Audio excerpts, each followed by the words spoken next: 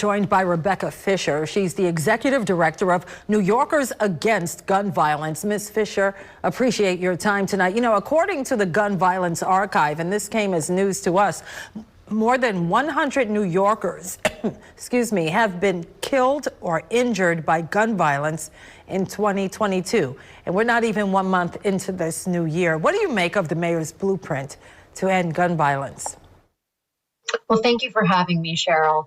We are looking at the blueprint very carefully. We are going through each of the proposals in the plan, and we are very focused on finding the solutions that are evidence-based. What are the solutions within the proposal that are going to reduce gun violence while also being fair and equitable and just? And what we do see here is an expansion of funding for community-based violence intervention programs, hospital violence intervention programs that have really been shown to reduce shootings without disproportionately impacting Black and brown New Yorkers and really providing the support that is needed. Right. We also see solutions like creating an anti-gun violence liaison in all of the city agencies, which I think is really essential not only at the Mayor's Office of Criminal Justice, but also at the Department of Education, also at with respect to housing and other issues, because this is really a citywide and a statewide epidemic. Okay, and let me jump in there. So you mentioned community violence intervention programs. How should they be integrated into the mayor's plan from your nonprofit's view?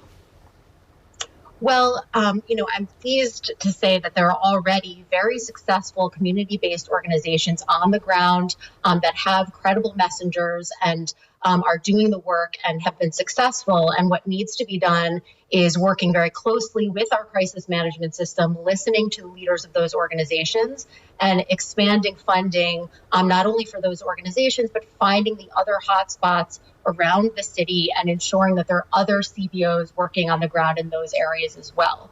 We also need to be working beyond just on the streets, though. We also need to be doing prevention work in the schools, which is why we should be doing school conflict mediation and also implementing gun violence prevention education programming as a part of our curriculum to really support students who are living in communities that are traumatized by shootings every single day. Yeah, and you know, what are your thoughts on the iron pipeline along I-95? What's the best way to stop the flow of illegal guns that are being trafficked into the city?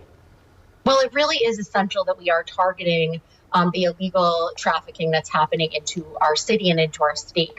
Over 85% of the crime guns that are recovered in New York State are from out of state, and over 70% are coming from the iron pipeline and really targeting our most vulnerable communities in our cities. And so there's really only so much we can continue to do to strengthen our gun violence prevention laws in the state. There are some things, and we're working on those state initiatives in Albany, but we need to be working with the federal government to regulate guns in other states and to ensure that there's more of a national comprehensive plan.